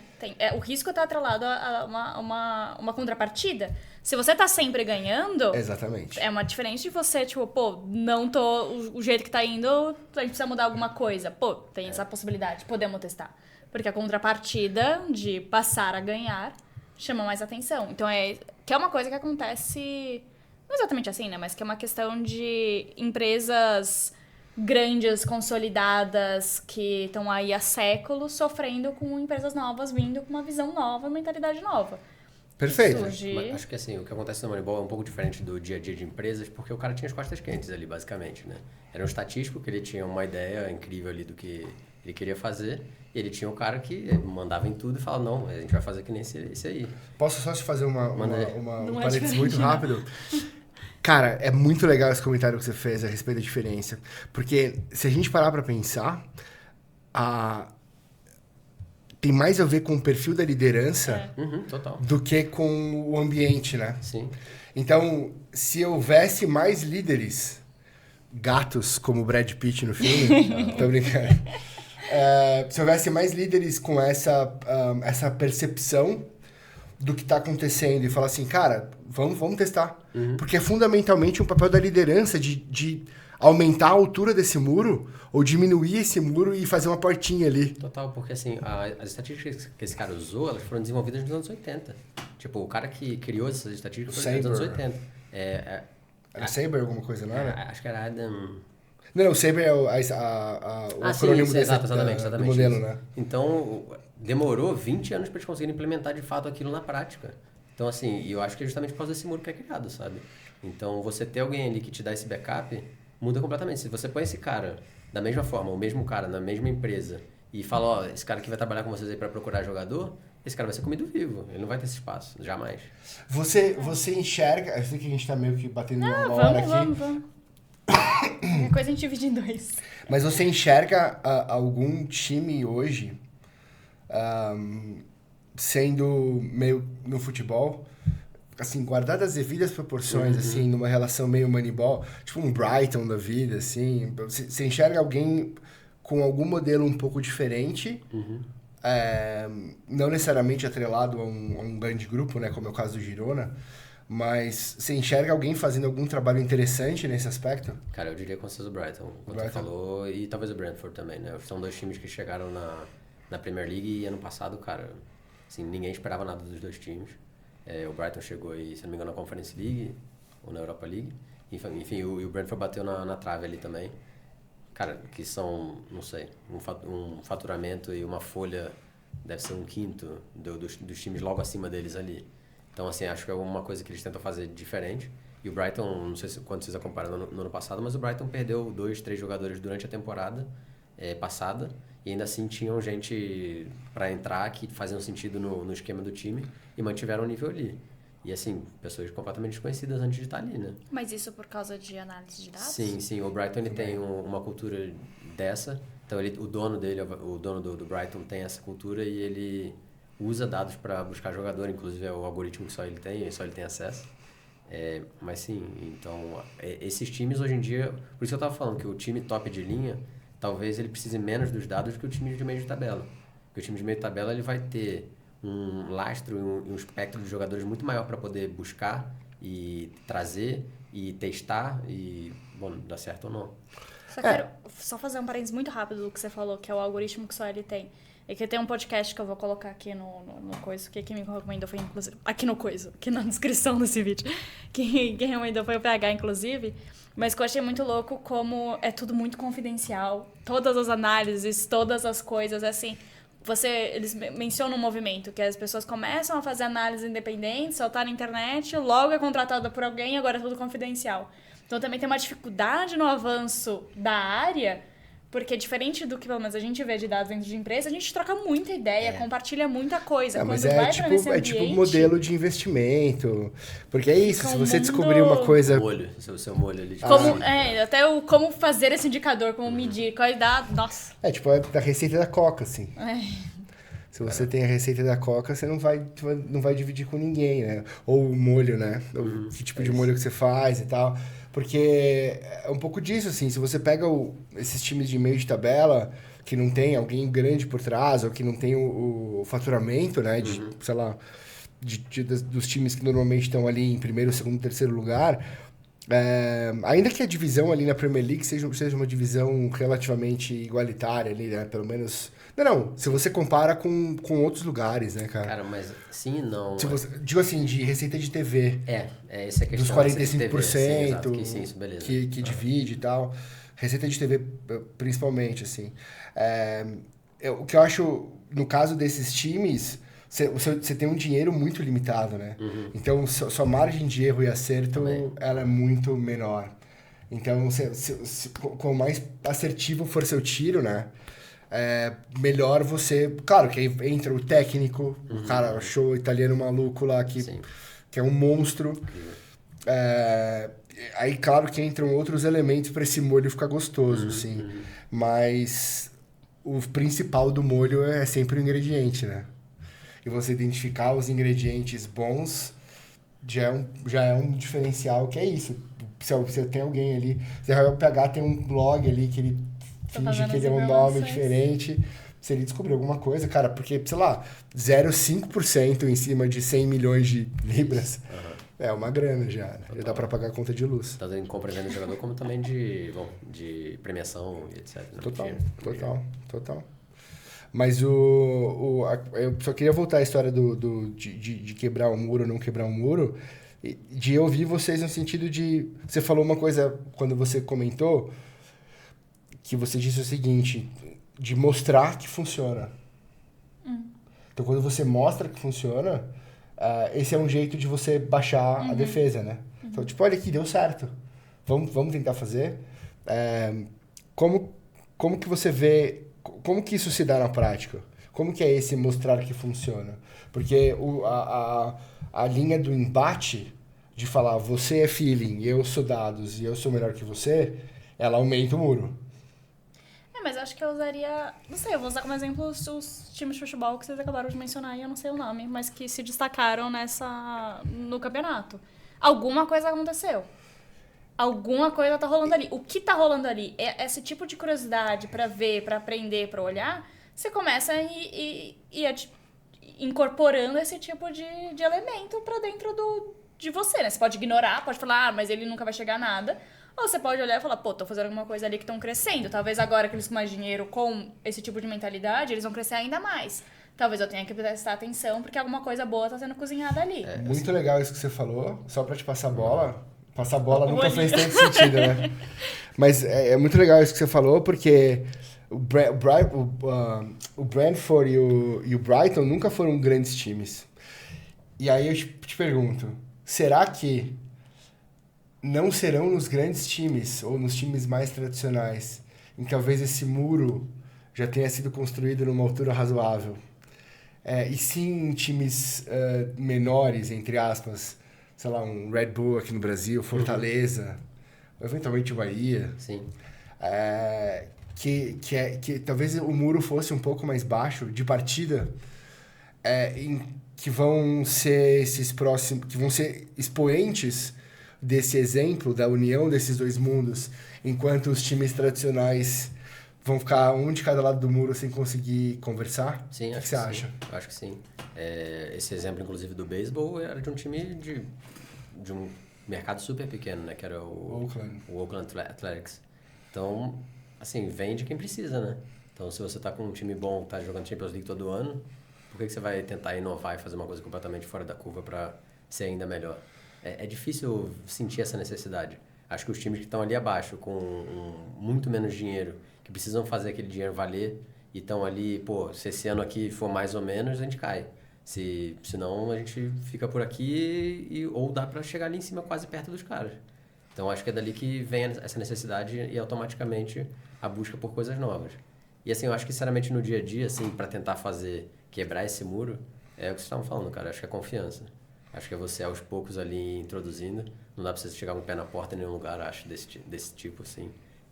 No futebol talvez ainda mais do que em empresas normais, mas, cara, se você aos poucos criar essa confiança no trabalho que você faz e nas coisas que você consistentemente mostra, acho que automaticamente você vai ter mais espaço.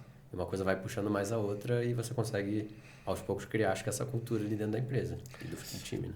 E é engraçado a gente concluir isso a respeito dos times que talvez sejam mais bem-sucedidos nesse aspecto, né? Em comparação com os grandes, mais tradicionais. Uhum. Que é um pouco disso, mas a gente nunca precisou disso para ganhar. Uhum. E aí o mundo inteiro muda e você fica para trás, assim, sabe? Eu acho que isso é uma coisa muito similar.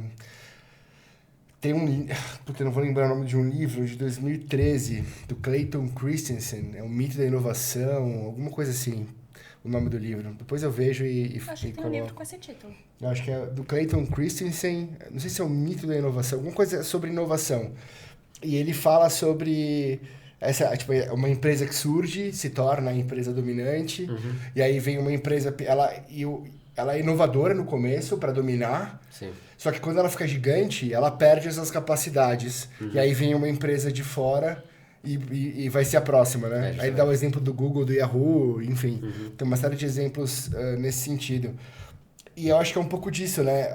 O clube pequeno, ou o clube que nunca esteve muito sobre os principais holofotes, e o clube grande nesse paralelo da empresa dominante com a empresa menor. Outro paralelo, outra similaridade que a gente vê entre esses dois mundos, assim. Mas assim, eu acho que assim, no futuro, obviamente, não vai ter time que não vai trabalhar com dados. É impossível vislumbrar isso. Darwin explica.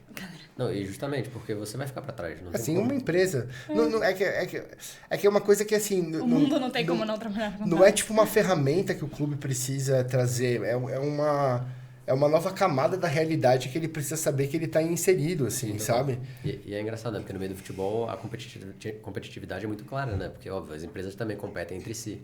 Mas o futebol ali, cara, 2 vezes por ano você joga contra aquele time. E no final você vai ver se tá na tabela na frente ou não tá. Então você tem essa validação frequentemente. Daí, você compete com ele dentro de campo e compete pela atenção dos fãs, né? Quantas pessoas assistem, ou se elas pagam uma plataforma fechada para ver o seu jogo ou não. Sim. Ou se elas vão no estádio no dia do jogo, se elas consomem as coisas do clube. Tá, essa competição toda aqui também é um paralelo óbvio com todas as outras empresas, assim, né? O tipo de produto que você consome. Eu acho que as pessoas no meio do futebol não gostam muito de categorizar o futebol ou o staff como uma empresa, mas no fundo é. Mas é... Como não?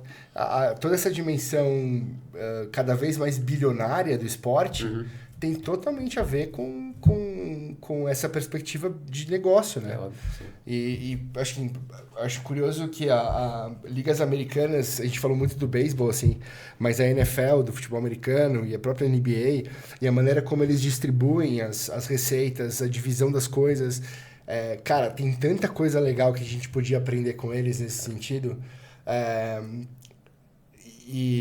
Mas enfim, mas é curioso como o Brasil, ele é muito, para o consumo e para o dia a dia em geral, a gente é muito colonizado pela cultura norte-americana, mas essa parte esportiva a gente é muito colonizado pela cultura europeia, assim, Total, o que é muito... do clube, dessa coisa tradicional, sabe? É muito louco isso. Não me estender muito não, mas é muito interessante nessas ligas que tem o draft como base de jogadores novos que chegam na liga, o quanto que a rotatividade de times bons e ruins acontece, né? Cara, então... eu fiz um estudo, quando eu estava trabalhando no vôlei, nos últimos 20 anos da NFL, tinham sido 17 times diferentes campeões do Super Bowl. Nos últimos 20 anos da Liga Espanhola, 18 vezes era Real Madrid ou Barcelona. E esse elemento imponderável de quem vai ganhar, o quão mais incerto for o resultado, mais isso atrai atenção pro produto esportivo de uma forma geral. Né? Eu trabalhava do lado do marketing. Né? Eu era líder da parte de marketing esportivo do projeto, então minha perspectiva era essa, assim. Então, se você tem um campeonato em que em 20 anos, 18 vezes, são os mesmos 2 times que ganham, cara, você vai entrar, você começa o campeonato, vai ser os 2. Aí aparece um Girona da vida, você fala, cara, finalmente, sabe? Vai dar uma refrescada nisso aqui. Sim. E a perspectiva que você tem da NBA, como você bem falou, cara, é incrível, assim. E aí, só para citar um exemplo de agora, sei lá, uns 15 anos atrás, mais ou menos, o San Antonio Spurs era um time surreal, assim, com o Manu Ginóbili, um argentino. O Tony Parker. O Tony Parker, o canadense, Tim Duncan. Tipo, um puta time foda, ganhou NBA. O técnico era um cara chamado Greg Popovich, que ainda é o mesmo técnico. E o San Antonio hoje ele e o Detroit Pistons são os piores times da NBA.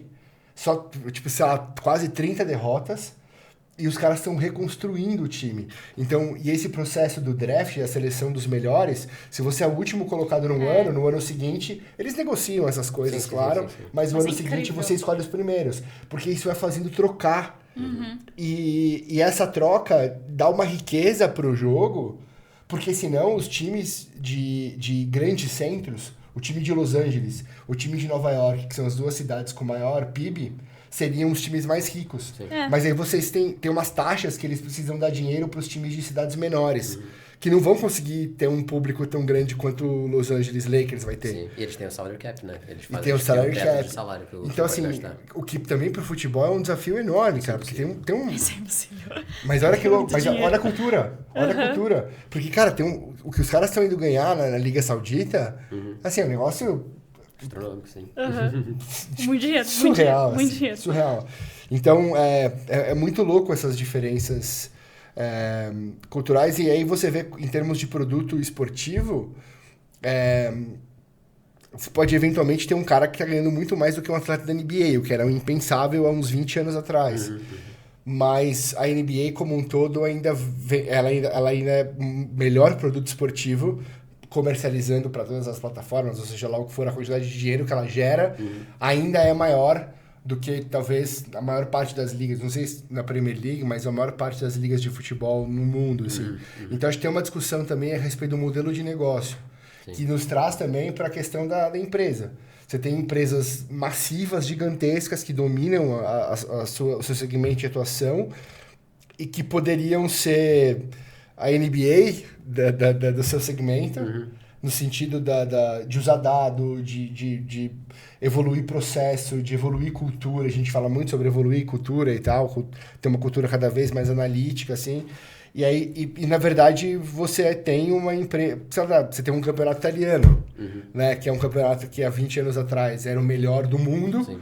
E que hoje, não sei, meio que pedala ali, dá uma tropeçada de vez em quando e perdeu bastante aquele molho da mama.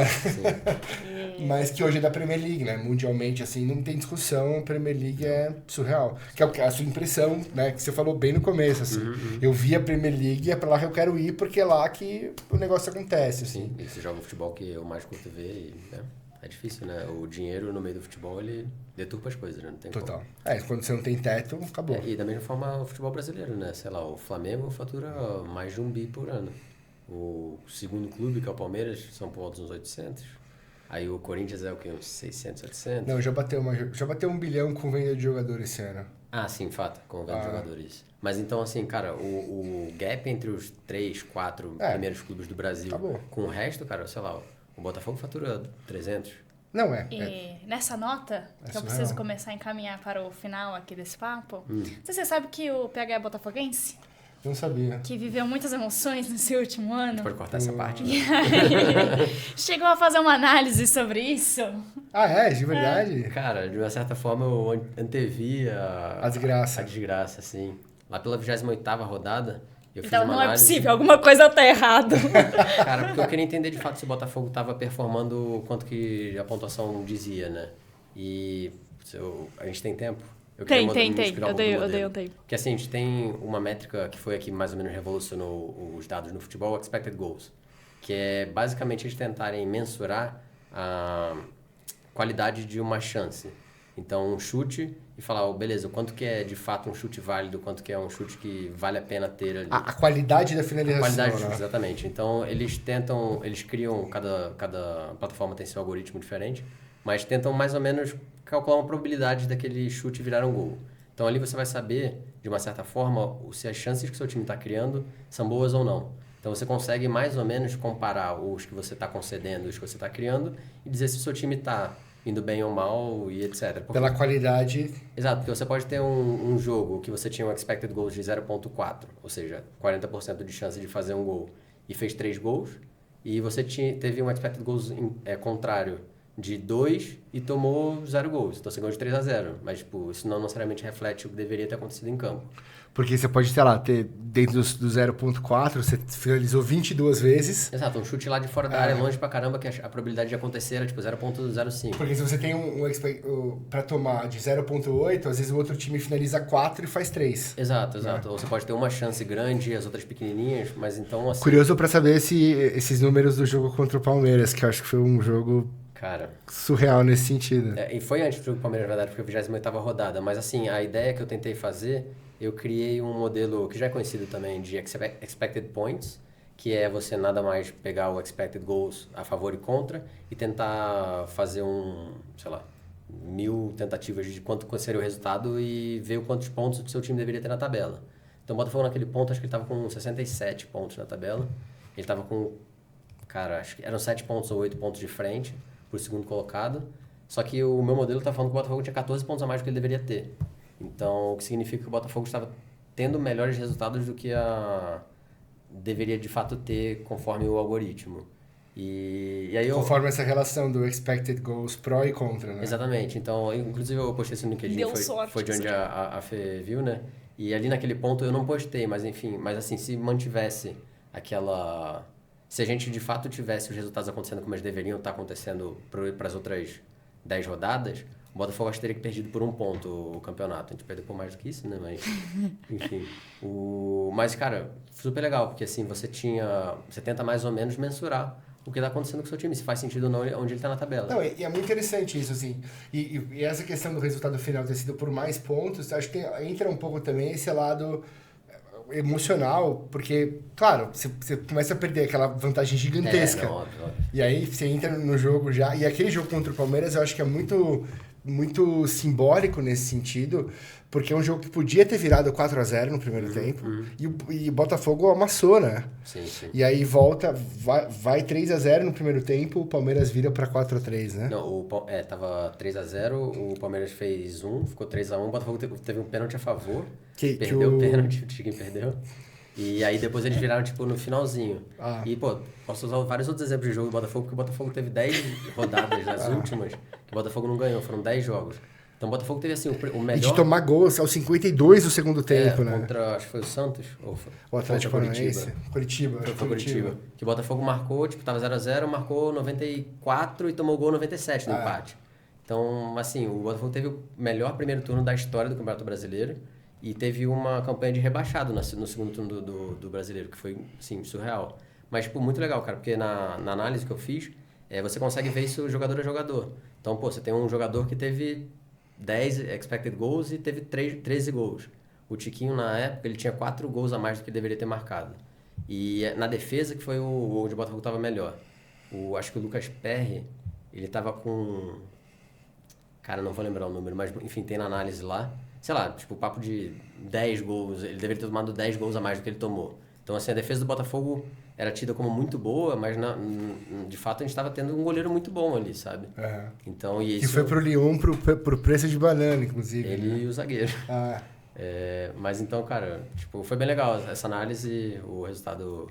Pra mim foi péssimo, mas pelo menos fez bastante sentido com o que eu tava dizendo ali. Não, sensacional. E, cara, é muito legal, porque eu fiz jogo a jogo, né? Você consegue fazer jogo a jogo, porque você tem todas as informações de jogo a jogo. Então, você via o Botafogo ali na época com o Luiz Castro, que foi o primeiro técnico do ano, que ele tava indo super bem todo jogo e tendo resultados bons. Aí chegou um ponto ali, o jogo contra o Fortaleza foi muito bom, o Botafogo ganhou 2-0, inclusive eu fui nesse jogo. E aí, dali começou, tipo, o desempenho começou a oscilar e piorar, mas o resultado continuou lá. Então, a gente continuou ganhando os jogos, mesmo tendo um desempenho pior, nesse sentido com essas métricas que eu tô falando, né? E aí chegou um ponto que o resultado começou a equiparar o desempenho. Então começou a perder os jogos que deveria estar perdendo. E aí que começou a degringolar tudo. Eu fiz essa análise, o Botafogo tinha acabado de perder 3 jogos seguidos. Então, tipo, o Botafogo, tinha perdido um jogo nos últimos 10 jogos anteriores, aí perdeu 3 seguidos. Aí eu falei, putz, será que de fato tá acontecendo alguma coisa? Por isso que eu fui fazer essa análise, né? E aí, eu vou até extrapolar muito além da minha zona de conhecimento, mas pensando no que você trouxe do emocional, que pega muito nesse contexto do jogo. Se por acaso ter essa clareza de que, pô, tamo indo bem, sabe? Na hora que começa a cair, fala assim, não, mas tá tudo bem, porque ainda tá dentro do que a gente tava esperando, que a gente consegue manter ali, se poderia ajudar ou não, sabe? Assim, mas como você passa a ter diferentes argumentos para lidar com a situação. Não, assim, e o esporte, de uma forma geral, é complicado, assim, porque o futebol talvez um pouco menos, mas se você pensar basquete, por exemplo, é um jogo de aproveitamento. Então, se você chutou as 3 primeiras bolas e não colocou, aí você fala, puta, não vou chutar mais, aí você não faz cesta, sabe? Claro que aí no futebol o espaço é maior, a dinâmica é um pouco diferente e tal, mas se você não chuta, você não faz gol, né? E eu acho que tem um lado, claro que, de novo, a dinâmica é completamente diferente de modalidade para modalidade, mas tem um lado que é o lado de você começar a se retrair para não errar. E isso, às vezes, corta exatamente aquilo que te faz ganhar. Sim. Né? Diminui sua chance de ganhar porque você para de fazer as coisas que são coisas que vão te levar, eventualmente, à vitória. Sim. Que assim, a bola tá aqui comigo, eu não vou finalizar, eu vou achar um passe.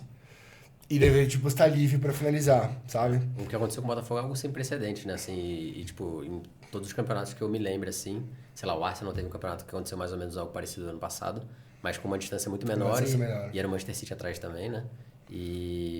Mas, cara, geralmente isso é algo que a gente consegue ver com os times quase rebaixados, né? O contrário.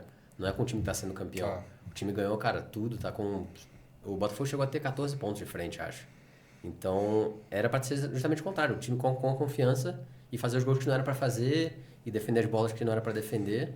Foi justamente o contrário, porque é o que a gente vê com o time rebaixado, que não tem confiança.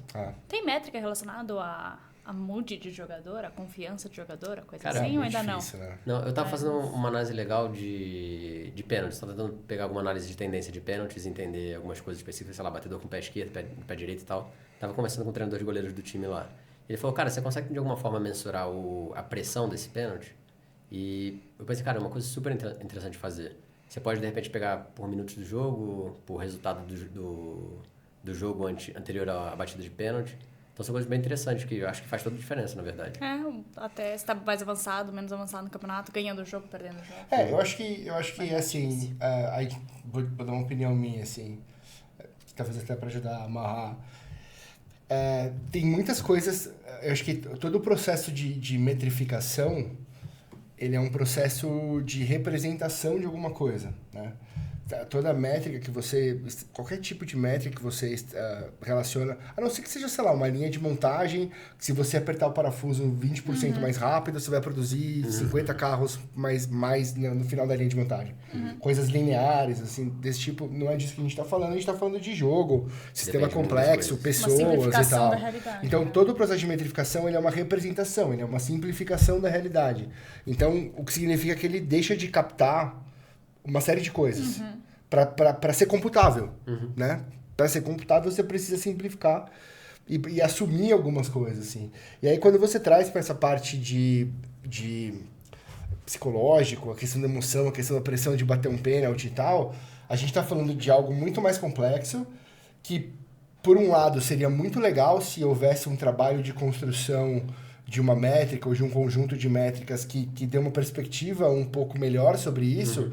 Só que o outro lado da moeda disso é que se você simplifica demais, você perde muita coisa, né? E aí você pode ter ali um número que seria, sei lá, meio como o número de avaliação de um motorista de aplicativo, que é uma nota de 1 a 5, que quer dizer tudo. Sim.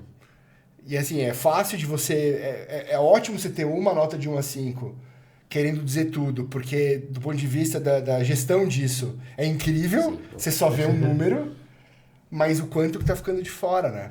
Fato.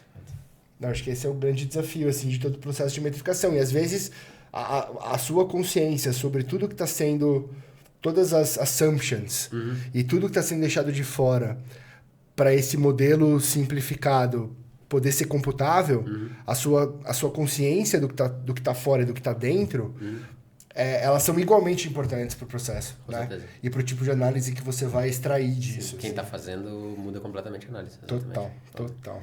E esse modelo de expected goals, assim como eu falei, cada provedor tem o seu, né? Mas assim, é muito incrível, né? Porque eles vão pegar várias variáveis e entender qual que é a aderência daquilo com a probabilidade de acontecer o gol ou não.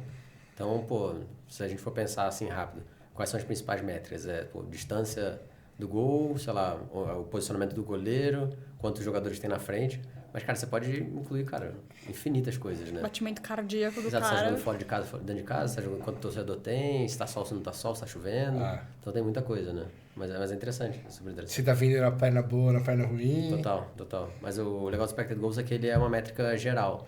E ele leva em conta a habilidade geral de todos, né? Então ele não é específico de cada jogador. Então aí mesmo que você consegue ver quem é melhor, quem é pior. Total. Você tem uma base de comparação para ver quem é melhor, quem é pior. Então quando você vê um expected goals que hoje em dia eles passam numa transmissão falando que a probabilidade de acontecer um gol é 20%, não é mentiroso aquilo.